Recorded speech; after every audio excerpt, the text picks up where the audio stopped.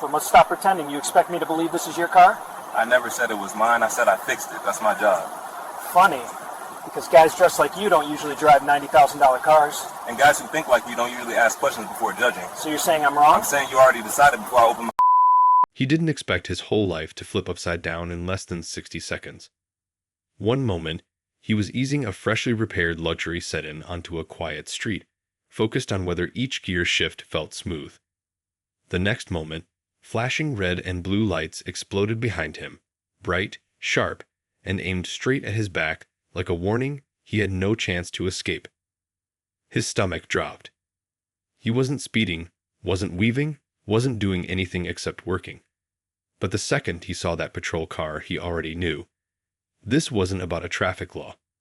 This was about who he was, what he looked like, and the kind of car he was sitting in. Before we continue, let me know where you're watching from. And please hit that subscribe button so you never miss stories like this. His name was Leon, 35, quiet, hardworking, the kind of man who fixed problems instead of causing them. Everyone who knew him trusted him with their cars because he cared about every detail. But strangers didn't see any of that when they looked at him. They didn't see the 10 years of certifications, the long nights studying engine diagrams, the shop awards lined up on his toolbox. They saw his jumpsuit, his gloves, his dark skin, and decided before he even opened his mouth what kind of man he must be. That day, he had just finished a full transmission rebuild on a luxury sedan worth more than some houses. The owner trusted only Leon to do the job. He dropped off the keys himself earlier that morning, signed all the paperwork, even thanked Leon for squeezing him in. After hours of recalibration and precision adjustments, there was only one thing left: the test drive. It was the final step. A simple loop to make sure everything shifted exactly the way it should. Leon placed the service paperwork on the passenger seat. Clear, visible, official. He buckled in, started the engine, and pulled onto the road. The first 10 minutes were peaceful. Smooth acceleration, clean shift patterns, everything working perfectly. Then the police lights erupted behind him. Leon slowed, signaled, and pulled over with the kind of careful, deliberate movement that came from years of knowing what could go wrong if he didn't. He cut the engine, both hands on the wheel. No sudden motions, just quiet breathing and a silent hope that this would be quick, simple, routine. But the minute the officer walked up, Leon saw the look. He'd seen it before, eyes that scanned him from head to toe, and decided this doesn't add up. The officer leaned in. Older white man, square jaw, cold stare. His name tag read Kellum. "Whose car is this?" he asked, not politely, not neutrally, but like the answer was already wrong. "It belongs to a customer," Leon said calmly. "I'm test driving it for the shop. Paperwork is right there." Officer Kellum didn't look at the paperwork, didn't ask for the shop name, didn't ask for ID. His eyes never left Leon's face. "A car like this," Kellum said, "usually doesn't end up in the hands of someone wearing work boots and coveralls." That was the moment Leon felt his throat tighten, not from guilt, but from the horrifying familiarity of the accusation. He'd done nothing wrong, and still, the officer acted like he was a threat. "Step out," Kellum ordered. Leon obeyed. Always obey. He knew better than to hesitate. The second he stepped out, the handcuffs came out too. "Officer," Leon said softly, "you're making a mistake. Please, just check the paperwork." But Kellum wasn't listening. He was already narrating his own hero story in his head. He thought he'd caught a thief. He pushed Leon toward the patrol car, but before he could shove him inside, a young woman on the sidewalk froze mid-step, staring wide-eyed at the scene. She shouted, "He didn't do anything. I saw him leave the auto shop 15 minutes ago." Officer Kellum snapped back, "Ma'am, step away." The woman didn't move. "You didn't even check the papers." This moment, this tiny spark of someone finally speaking up, lit something inside Leon. He stood straighter. Even handcuffed, He didn't shrink. But Kellum turned to him with a glare that said, "Now, I'm definitely not letting this go." He grabbed Leon's arm harder and shoved him into the back seat. The door slammed. And instantly, the heat swallowed him. The back of a patrol car felt like a metal oven. No airflow, no shade, no dignity. Just the reminder that no matter how well he did his job, no matter how carefully he lived his life, this could still happen. Minutes dragged into heavy, suffocating stretches of time. Leon watched through the window as Kellum walked around the luxury sedan, opening every door, checking under seats, digging through compartments, desperate to find anything that would make the arrest seem reasonable. There was nothing. Because Leon wasn't a criminal. He was a mechanic. But Kellum refused to give in. He pulled out his phone and dialed the owner's number using the vehicle registration database. He even put the call on speaker, like he expected applause. "Sir," he said loudly, "this is Officer Kellum. We've recovered your stolen car." Leon's heart dropped. There was a pause. "What do you mean stolen?" the owner said. "It's with my mechanic. Is someone named Leon driving it?" Kellum hesitated. "Yes, that's who we have detained." The owner snapped, fury exploding through the speaker. "He's my mechanic. Why in the world is he detained? He's doing his job.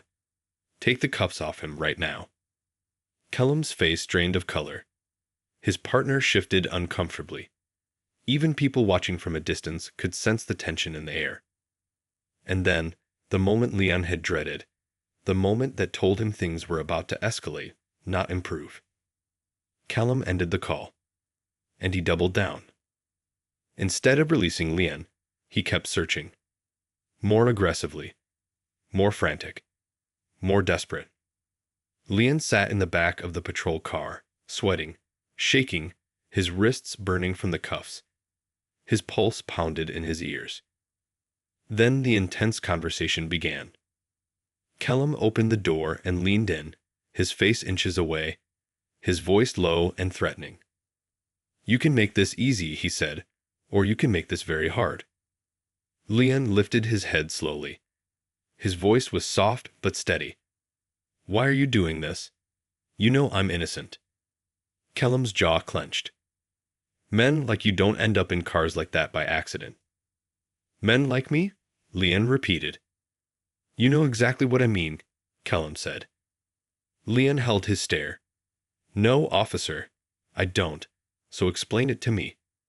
The air snapped tight. Even Kellum seemed surprised that Leon pushed back. But before Kellum could respond, his partner walked over and whispered, "We need to let him go, man." The owner confirmed everything. Kellum snapped, "Not until I finish my investigation." Leon felt his chest burn. "An investigation based on what?" he asked. Silence. Real, heavy silence. The kind that exposes everything. Kellum slammed the door again and walked away. But the truth had already spilled into the open. And nothing about this stop would end quietly. The next 30 minutes felt like a slow-motion disaster. One where everyone knew exactly what was happening, but only one man was pretending not to see it. Officer Kellum kept circling the luxury car like a predator hunting prey he couldn't catch. Every drawer, every pocket, every inch of the interior had already been searched, yet he kept going. His partner stood a few feet away, arms crossed, eyes darting nervously between Kellum and the growing crowd gathering on the sidewalk. People whispered. Phones recorded. Heads shook in disbelief. Everyone saw the same thing. This was no investigation. This was a man refusing to accept he'd been wrong. Inside the patrol car, Leon's skin felt like it was baking. Sweat dripped down his neck and soaked into his collar. His breathing grew shallow.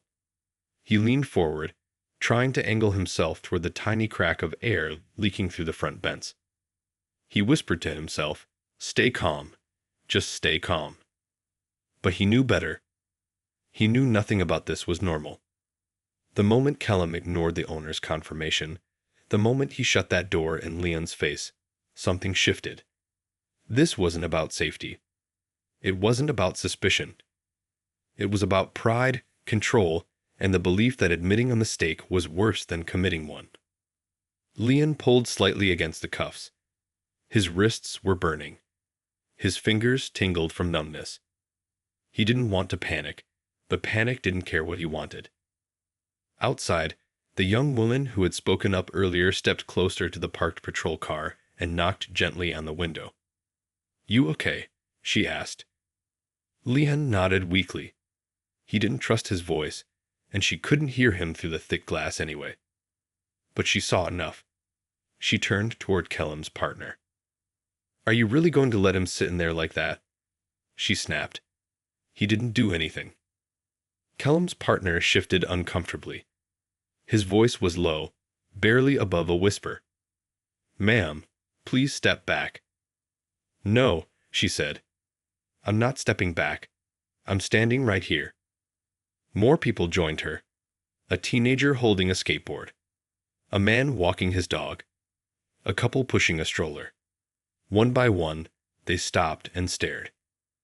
Every face told the same story. They knew this wasn't right. Kellum finally slammed the driver door of the luxury car shut and stormed toward the patrol vehicle. He yanked open the back door where Leon sat. "We're going to try this again," he snapped. "You're going to tell me exactly how you got this car." Leon stared at him, exhausted, dizzy, angry. "I already did," he said. "You just didn't want to hear it." Kellum's jaw tightened. "Watch your tone." "Why?" Leon asked quietly. "Does the truth sound different depending on who says it?" A few people in the crowd murmured. Kellum leaned in. "You're pushing your luck." Leon held his gaze. "And you're pushing a lie." It was the most dangerous sentence Leon had spoken in his entire life, and he knew it. But he'd reached a breaking point. Sweat soaked his jumpsuit. His arms throbbed. His breath was uneven. And something inside him refused to let this officer pretend that silence meant permission. Kellum opened his mouth to snap back, but before he could, his partner hurried over. "Grant," the partner whispered urgently, "we need to release him." "Now." "Not yet," Kellum muttered. "Grant," his partner repeated, louder this time. "The owner called dispatch. He's furious. He wants a supervisor on scene. They're already on the way." Those words hit Kellum like a punch. Leon saw the shift, the tiniest twitch of panic behind the officer's eyes. Suddenly, this wasn't just a traffic stop gone bad. This was a career-threatening situation. A supervisor meant accountability. A supervisor meant body cams reviewed, statements taken, questions asked. Kellum slammed the door shut again and paced. He muttered to himself, "I need something. I need something to justify this." Leon felt coldness crawl up his spine. He wasn't looking for truth. He was looking for cover. The officer returned and opened the door a third time. This time, his voice was low, almost controlled, but dangerous in a way Leon hadn't heard before. "Listen to me," Kellum said. "If you just cooperate, if you tell me where you were really going, this ends faster." Leon shook his head slowly. "I told you everything. I told you the truth." "No," Kellum said. "You told me a story." "It's not a story," Leon said. "It's my job. And I'm supposed to believe," Kellum said with a mocking laugh, "that someone like you is trusted with a car like that." Something inside Leon snapped, not anger, but clarity. He looked the officer in the eye and said, "Yes, because I earned it." For the first time, Kellum stepped back. It was subtle, but real. Like hearing those words disrupted the script he'd written in his mind. Before Kellum could gather his response, the distant sound of another vehicle approached. The crowd turned. A Supervisor SUV pulled up behind the patrol car. Kellum's face drained again. His partner exhaled in relief. When the Supervisor stepped out, the tension cracked open like a fault line. A tall woman with sharp eyes and calm authority approached. Her badge read Sergeant Willis. "What's the situation?" she demanded. Kellum straightened. "Suspicious vehicle stop." Driver couldn't explain how he obtained the car. Willis didn't even blink. "Did you check the paperwork?" "It looked fake," Kellum replied quickly. "Did you verify with the owner?" Kellum hesitated. He said it was with a mechanic." Willis stared at him. "And?" Kellum swallowed. "I was still verifying." "Is the driver in cuffs?" she asked. "Yes." "Is he in the back of your car?" "Yes." "Has he been charged?" "No." "How long has he been detained?" Kellum hesitated again. His partner answered for him. "Almost an hour, Sarge." The crowd reacted, gasps, shaking heads, whispers. Willis's face hardened. "You detained someone for almost an hour after the owner confirmed he was supposed to have the car." Kellum opened his mouth. Nothing came out. "Open that door," Willis ordered.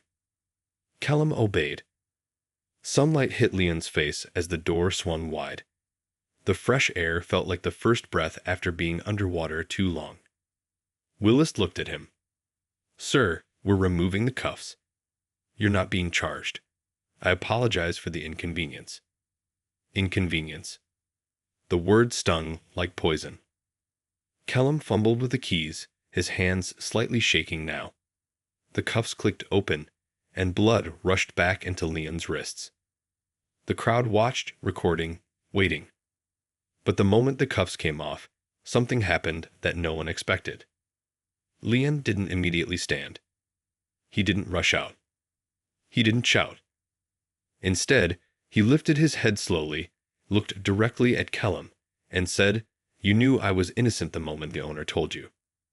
Kellum's mouth tightened, but he didn't answer. "And you kept me in here anyway," Leon continued. "Why?" The entire crowd fell silent. Even Sergeant Willis waited. Leon's question hung in the air like a spotlight shining right through Kellum's badge. But the officer didn't answer. Not because he didn't have one, but because the truth was something he couldn't say out loud in front of cameras, witnesses, or his own supervisor. And in that silence, everyone already knew. For several long seconds, no one moved.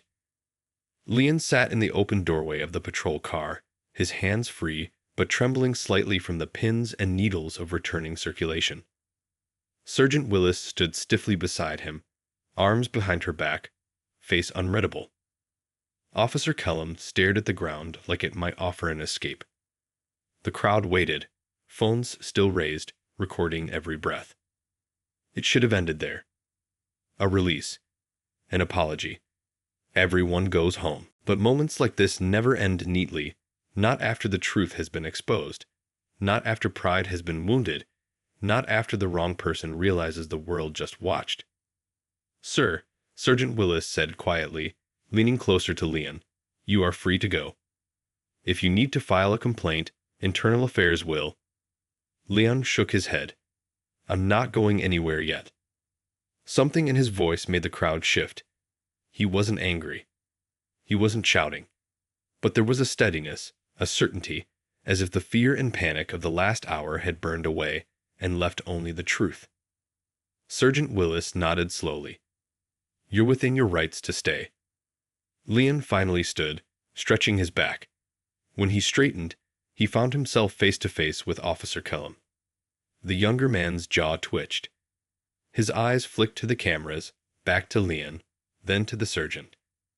He looked trapped, by his choices, by his ego, by the simple reality that nothing he could say would fix the lie he tried to build. Leon spoke first. "You kept me in that car," he said calmly. "You kept me there even after you knew the truth. So tell me something." He stepped closer. "What was the real reason?" Kellum opened his mouth, then closed it again. His throat bobbed in a hard swallow. He wasn't built for this, being confronted without authority to hide behind. Sergeant Willis stepped forward. "That's enough, mister." Leon raised a hand. No disrespect, Sergeant, but he did this, and the least he can do is face the question. Willis paused. She weighed the moment, the cameras, the witnesses. Then she stepped back. Leon's voice stayed even. Say it. Kellum looked away. I don't owe you. You do, Leon interrupted. You owe me an answer. Something cracked in the officer's stance, not physically, but emotionally. His shoulders slumped ever so slightly, the first sign that he understood there was no version of this where he walked away looking like the hero. He spoke, but not to Leon. To the ground. I made a call, he mumbled. It didn't add up. That's not an answer, Leon said. Try again. Kellum clenched his jaw. You were nervous. Acting weird. It looked suspicious. You mean I acted like someone who was scared because you were treating me like a criminal? Leon asked. Kellum didn't respond. The crowd murmured again. Leon stepped even closer. Or was it the other thing? The thing you can't say into a camera? Sergeant Willis stiffened. The crowd leaned in. Even Kellum's partner looked up. Leon didn't shout. He didn't accuse. He just asked the question softly, like placing a mirror in front of a man who'd spent his life avoiding one. Did you decide who I was before you asked a single question? Kellum's silence was louder than any confession. He didn't nod. He didn't deny it. He just froze. And in that quiet moment, every witness, every recording, every person on that street saw the truth for themselves. Leon inhaled deeply, steadying himself. I'm leaving now, but I'm not done. He turned to Sergeant Willis. I want his badge number. I want the report. And I want a copy of every minute of Bodycam footage. You'll get it, Willis said, her voice firm. But Leon wasn't finished. He looked back at Kellum. And I hope you learn from this. I really do. Because one day, you're going to stop the wrong person.